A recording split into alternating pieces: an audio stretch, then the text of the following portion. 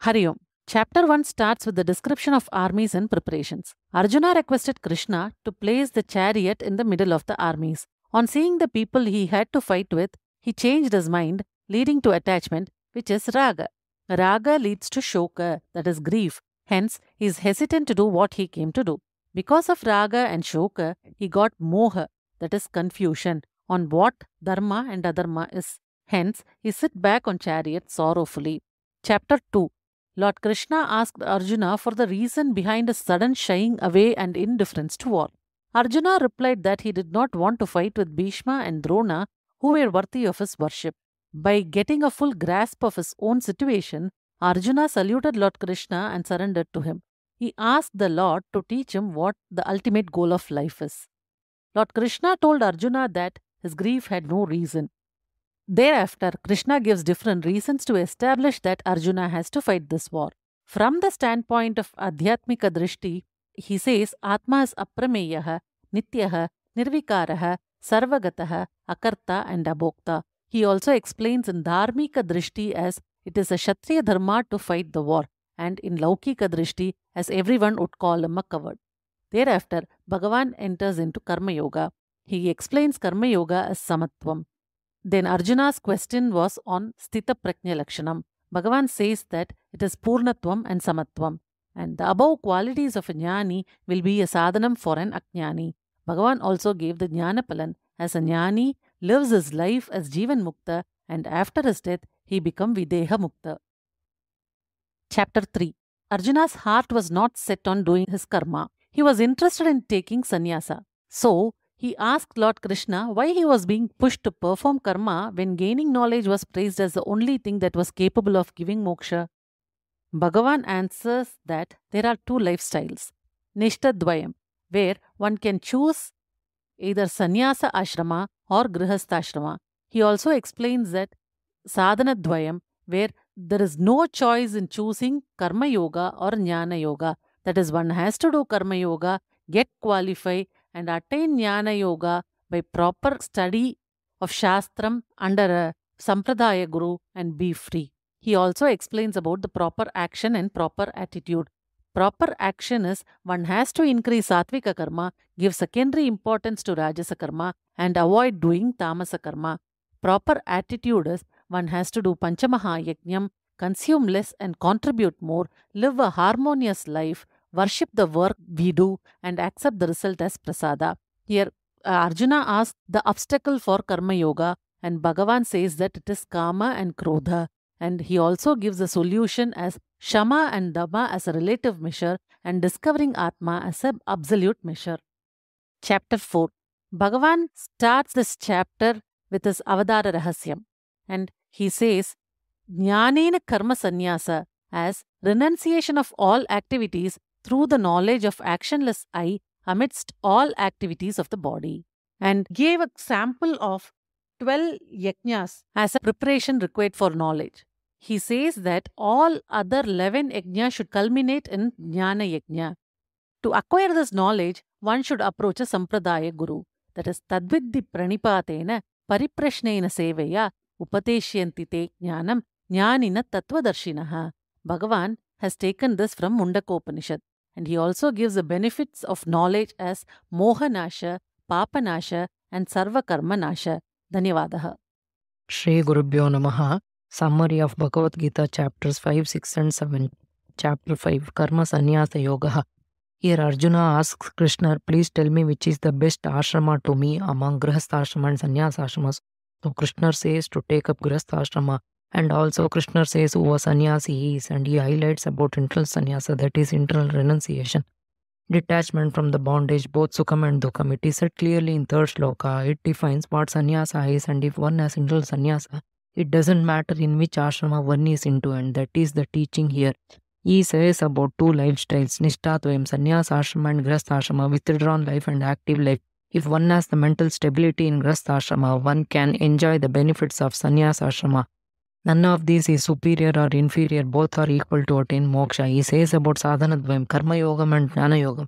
For doing karma yogam, one has to have a goal fixed, proper attitude, bhavana, proper action, and dedicating every action towards God. And once he gets qualified, he can take up Jnana Yoga sadhana. This means if a person achieves the qualification of internal renunciation, he becomes an adhikari for Jnana Yoga.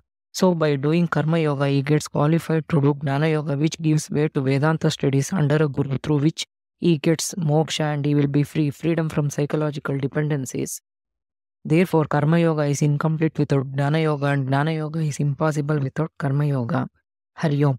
Chapter 6. Dhyana Yogam or Atma Samyama Yogam. Here the subject matter is Nididhyasanam, that is Vedantic meditation, Irguna Ishvara Dhyanam. This chapter is divided into 6 topics. Bahiranga Sadhana, general disciplines to be followed throughout the meditation without forgetting. It says about Karma Yoga, one who prioritizes Shastra studies as the first priority is a Karma Yogi. One should have balanced mind, self-confidence and self-effort. Bahiranga Sadhana, for doing this, one has to follow 8 steps before doing meditation. Place of meditation, Kala, Asanam, posture of the meditation, Prana Samyam, Indriya Nigraha, Mano Nigraha, Buddhi Nishchayaha. Third topic, Dhyana Swarupam. What is meditation? What is mind dwelling upon during meditation? About which thought? So it has to be channelized properly. To bring focus and to retain that focus, will is required. Dhyana Palan. Benefits of meditation are personality gets transformed and we can come out of Ragadvesham. So we get Shanti, Samadhanam and Jivan Mukti. Dhyana Pratibandha Parihara. It is Vikshepa Pratibandham. Vikshepaha means mind is chanchalam, wavering mind. By sheer practice and reducing the slavery because of Ragadvesham, we can overcome this. So Abhyasa and Vairagya are the solutions. Yoga Brashta. Bhuyaha etate tells about Yoga Brashtan. Suppose a person while studying Shastra dies in the middle without gaining Jnanam properly, but he would have acquired Punyam. Because of this Punyam, again in Brahmaloka, he gets Guru to learn Shastra. He takes birth again and without reason he gets spiritual inclination and learns Shastra, and the Palan is Moksham. Lastly, Bhagavan Krishna says, one who does Dhyanam about me, that is Atma Dhyanam with full faith, he is Yuktatamaha, the greatest yogi. Hari Om. Chapter 7. Jnana Vigyana Yoga. This chapter says about Ishvara Swarupam, who is God, to know the nature of God. Ishvara Anugraham, without the blessing of God, our effort will not solve all the problems. Upasana Yoga, object of meditation. He gives introduction to Tatpata Vicharam. Krishna says to Arjuna, I will give you Jnanam of Ishvara Swarupam, Saguna Ishvara Jnanam, Nirguna Ishvara Jnanam. Knowledge of formed God, knowledge of formless God. This knowledge is glorified and very important. It will make you detached from the bonding. Take it very seriously and sincerely because it gives you Purnatvam and gives you Moksham. Ishvara Swarupam is the main topic of this chapter. It is like both Upadana Karanam and Nimitta Karanam. Material cause as well as intelligent cause. That is Abhinna Nimitta Upadana Karanam. Example, spider and its web. Para-prakriti and apara-prakriti both are Ishvara. Common feature between the two is both are never created and can never be destroyed also. Difference between para-prakriti and apara-prakriti, Chaitana Tattvam, Achetana Tattvam. Nirguna Swarupam, Saguna Swarupam, Nirvikara Tattvam, Savikara Tattvam. Independent existence, dependent existence. He says about Karanam for Samsara and Pariharam. Karanam can be in the form of disturbance, disease, anxiety, fear and sorrow. So one has to develop dependency in para-prakriti for fulfillment. He says about 4 types of bhakti, Artha, Artharthi, Jignasu and Jnani Bhakti. Among the 4 bhaktis, Jnani Bhakti is the greatest. So one cannot attain moksha without getting into Jnani Bhakti. Remedies for samsara bhavaroga is prapatti or sharanagati. He says about motive of bhakti or purpose. That is Sakama Bhakti and Nishkama Bhakti. One has to graduate from Sakama Bhakti to Nishkama Bhakti because Sakama Bhakti is not permanent. That is only through Nishkama Bhakti one will understand Atma Chaitanya or Paraprakriti. Therefore, Nishkama Bhakti is highlighted here. Hari Om. Thank you. Chapter 8 Summary. AksharaBrahma Yoga Kramamu. In the beginning of this chapter, Bhagavan answers the technical aspects he introduced. Brahman and Adhyatmam, consciousness. Brahman is at a macro level and Adhyatmam is at micro level. Adi Bhutam, universe made of Panchbhutams. Ati Devam, Hiranyagarbha. Adi Yajna, Karma Paladatan. Karma, the reason for our existence. Bhagavan talks about Prayana Kala Ishvara Jnana. You can remember God at the last minute of your life only if you have filled your heart with good vasanas when the will is strong. Bhagavan talks about 2 goals, God and worldly wellness. Achieving God through Upasana, Nishkama Upasana and Sakama Upasana. Nishkama Upasana is Saguna Brahman Upasana. The other set is Karmi, who does various karmas of puja, going to temples, dharana, dharma, etc. He further talks about the two paths available to the two sets of people defined above. Shukla Marga, for Nishkama Upasanas, reaching Brahma Lokam and attaining Brahma Jnanam from Brahma.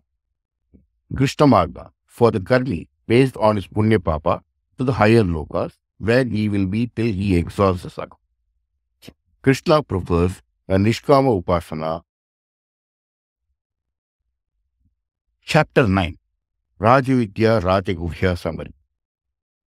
Introduction. Krishna talks about Nirguna Brahma Swarupa. It is the greatest of Vidyas, so it is RajaVidhya, and it is the greatest secret, so RajaGuhya, till you understand.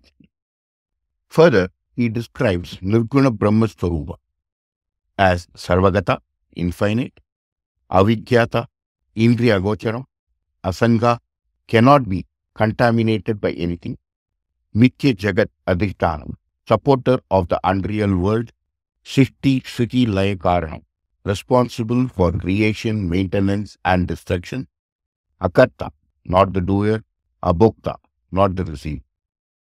Further, he talks about why samsara. It is basically due to ajnanam, and he prefers bhakti as a solution for the same. Bhagavan presents bhakti as a series or in various stages. Karma Rupa Bhakti, the converting karma as yoga. Upasana Rupa Bhakti, internalize senses and concentrate. Vedanta Vichara Rupa Bhakti, learning or reading Vedanta. Then Bhagavan presents bhakti based on intention, Sakama Bhakti for finite goals, and Nishkama Bhakti for attaining the infinite. He completes this chapter by expounding the glory of Bhakti. Chapter 10, Vibhuti Yoga Summary. In this chapter, Bhagavan expands and explains about his Vibhuti to Arjuna. In brief, he tells Arjuna about Vibhuti Darshan. He gives small samples to indicate his Vibhuti. He gives this in two forms.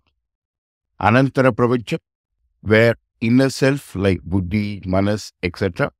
and Bahya Prapancha, outside like the Rishis, Devas, etc. He tells Arjuna he is everything, Anantara or Bahya.